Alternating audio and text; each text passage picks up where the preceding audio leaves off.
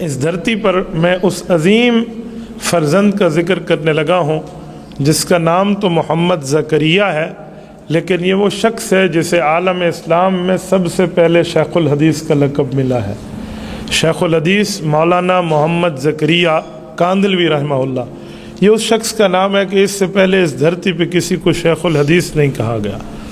جیسے میں کہوں نا کہ حضرت عمر کو سب سے پہلے امیر المؤمنین کا لقب ملا ہے، حالانکہ ان سے پہلے حضرت ابو بکر ہیں، ان کو جانشین پیغمبر کا لقب تھا، لیکن امیر المؤمنین کا پہلا لقب حضرت عمر فاروق کو ملا، پھر حضرت عثمان، پھر حضرت علی، پھر حضرت معاویہ رضی اللہ عنہ، یوں سارے آتے چلے گئے، لیکن امیر المؤمنین کا پہلا لقب حضرت عمر پہ سجا ہے۔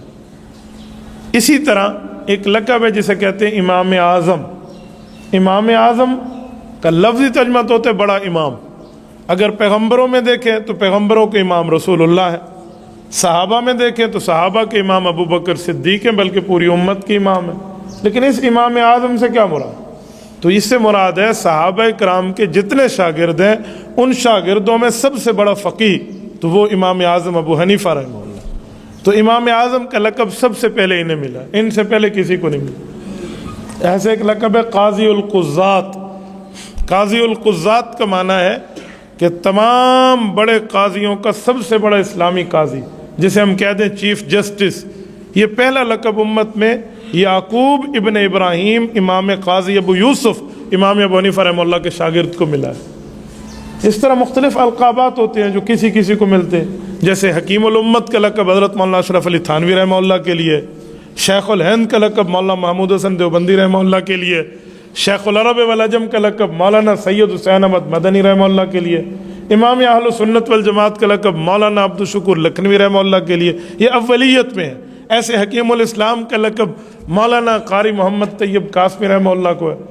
تو جو لقب شیخ الحدیث ہے نا، کہ جس نے حدیث پاک کی بزرگی تک خدمت کی ہے، وہ سب سے پہلے لقب مولانا محمد زکریہ کاندلوی رحمہ اللہ۔ مولانا زکریہ کاندلوی رحمہ اللہ یہ 1890 سے ایک سال پہلے 1889 سمجھ لیں، یہ 89 یہ اس میں پیدا ہوئے ہیں، اور 1982 میں ان کا انتقال ہے۔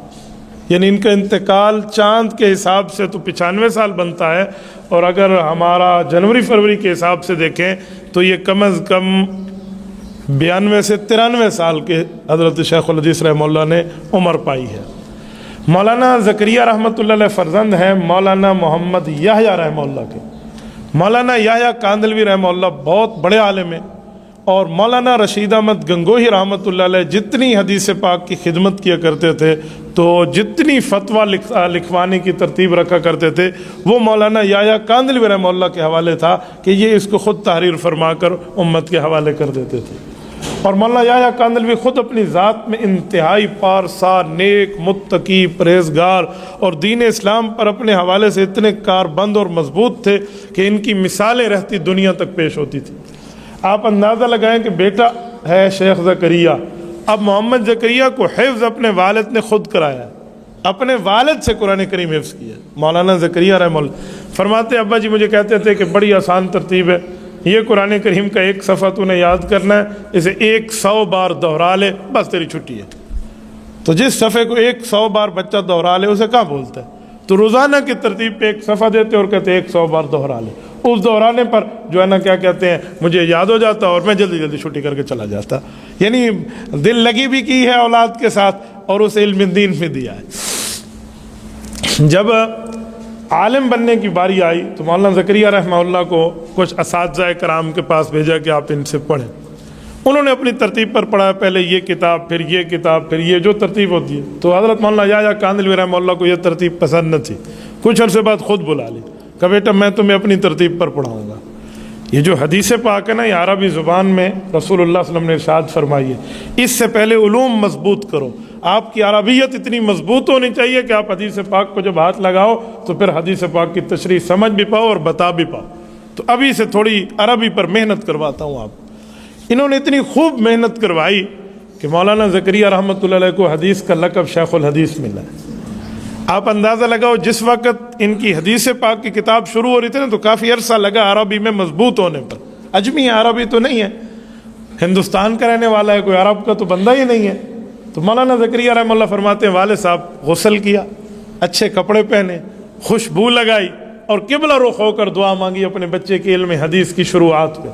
کہا مجھے نہیں پتا ابا نے کیا مانگی، لیکن میں بھی ابا جان کے کمر کے پیچھے ٹھہر کے ہاتھ اٹھا کر میں بھی کچھ مانگ رہا تھا کہ جو میں نے مانگا ہے وہ تو مجھے پتہ ہے.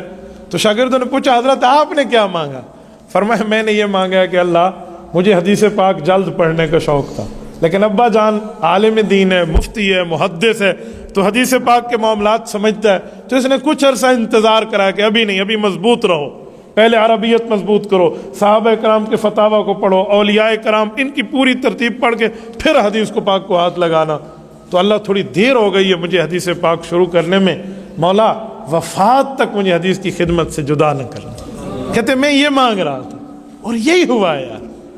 اس شخص کی علم حدیث کی خدمت آج دنیا میں، حیران ہو جاتا ہے بندہ. حضرت مولانا زکریا رحمۃ اللہ علیہ. اچھا پہلی شادی جو ہے ان کے والد کے انتقال کے بعد ہے. والدہ مکرمہ بیمار رہتی تھی تو انہوں نے کہا بیٹا میں چاہتی ہوں تیرا ابا نہ دیکھ سکا تیری خوشی، میرے ہاتھوں کے سامنے تیری خوشی ہو جائے. تو ان کی پہلی شادی ہوئی، لیکن بیوی کچھ عرصہ رہ کر وفات پا گئی. وہ زاہدہ عابدہ عتیقہ ایک خاتون تھی جو بالکل 100% اللہ والی تھی اور بیمار بھی تھی، تو وفات پا گئی. اس کے بعد ان کا دوسرا رشتہ جو ہوا ہے وہ ایسا رشتہ ہوا کہ اس خاتون نے، وہ کہتے ہیں ایک کامیاب مرد کے پیچھے ایک نیک عورت کا ہاتھ ہوتا ہے. یہ بات یاد رکھیں، ایک کامیاب مرد کے پیچھے ایک نیک عورت. ہر عورت کی بات میں نہیں کرتا، میں نیک عورت کی بات کرتا ہوں جس کے ساتھ اللہ کی مدد ہوتی ہے. ہو سکتا ہے اللہ نہ کرے کسی کی خاتون جو ہو وہ غلط راستے پہ، تو آپ کہیں گے ہر کامیاب مرد کے پیچھے ایک عورت کا ہاتھ ہوتا ہے. عورت نہیں، نیک عورت کا ہاتھ ہوتا ہے.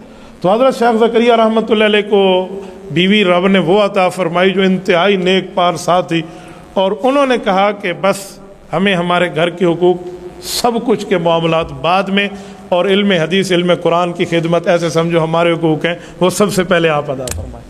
یعنی اس عورت نے ان کو علم دین کے لیے وقف کیا. بہت کم ہوتا ہے بیوی کہ تیرے پاس میرے لیے ٹائم ہی نہیں ہے، یوں نہیں ہے. اس عورت نے حضرت خدیجۃ الکبریٰ رضی اللہ عنہا کی سنت کو زندہ کیا ہے. حضرت خدیجہ رضی اللہ عنہا نے بھی تو اللہ کے رسول کو کبھی یہ نہیں کہا نا کہ آپ مجھے ٹائم نہیں دیتے، بلکہ رسالت میں آپ جب جاتے تھے ایک ہفتہ جا کر گزارتے وہاں پر غار حرا کے اندر، تو حضرت اماں خدیجہ رضی اللہ عنہ بستر تیار کر کے دیتی، زاد سفر تیار کر کے دیتی، کھانے پینے کا سامان تیار کر کے دیتی، اور ساتھ بھیجنے میں جو ہے نا کیا کہتے ہیں وہ دعائیں دیتی. کہتے ہیں کامیاب ماں اور کامیاب بیوی وہ ہے جب اس کا شوہر یا اس کا بیٹا گھر سے باہر جائے اور دروازہ بند ہو تو اللہ کے لیے ہاتھ اٹھا لے کہ میرا اللہ اس کی مدد اور نصرت فرما.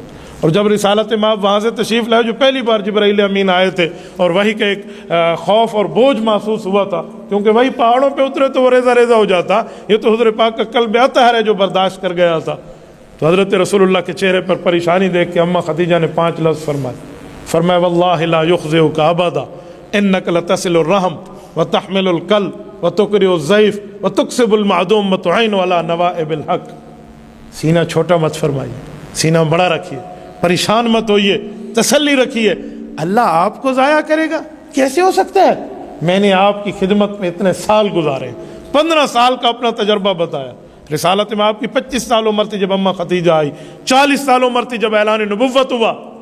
تو فرمایا میں نے 15 سال میں آپ کو دیکھا ہے، دن رات آپ کے دیکھے ہیں.